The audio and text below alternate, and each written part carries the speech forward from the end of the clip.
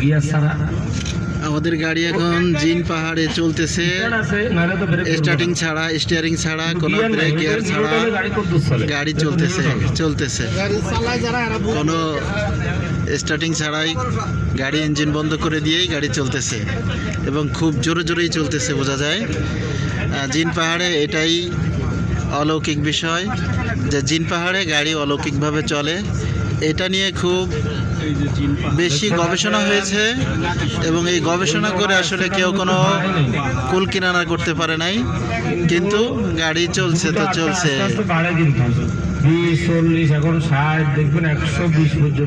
এরকম গাড়ি চলতেছে, অনেক জোরে জোরেই চলে, 20, 40, 60, 120 এরকম পর্যন্ত এই স্পিড উঠে চলে যায়। গাড়িটা খুব দ্রুতই চলে, গাড়ি ইঞ্জিন বন্ধ করেই চলে গাড়ি। এটাই জিন পাহাড়ের অলৌকিকতা।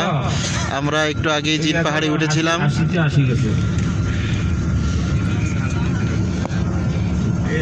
আর এটা কি পাহাড়ের থেকে নামে নেবে? এটা রাস্তা না, মানে ঘুরছে যে ঘুরলো কেমনি? আর 120 কিলো বেগে যাইব নাকি? এটা একটা রাস্তা।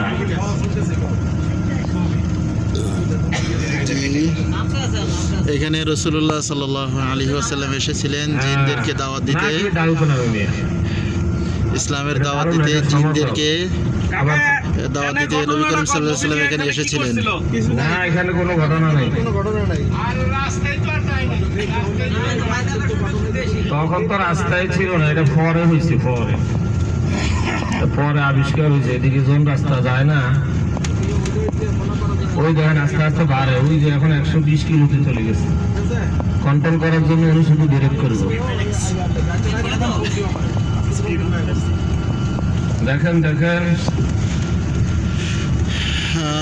দেখতেছি গাড়ি অনেক জোরে জোরেই চলতেছে। ড্রাইভার সাহেব শুধু গাড়ি কন্ট্রোল করার জন্য মাঝে মধ্যে ব্রেকে পাও রাখতেছে, তাছাড়া গাড়ি ইঞ্জিন ছাড়াই চলতেছে, স্টার্টিং ছাড়াই চলতেছে।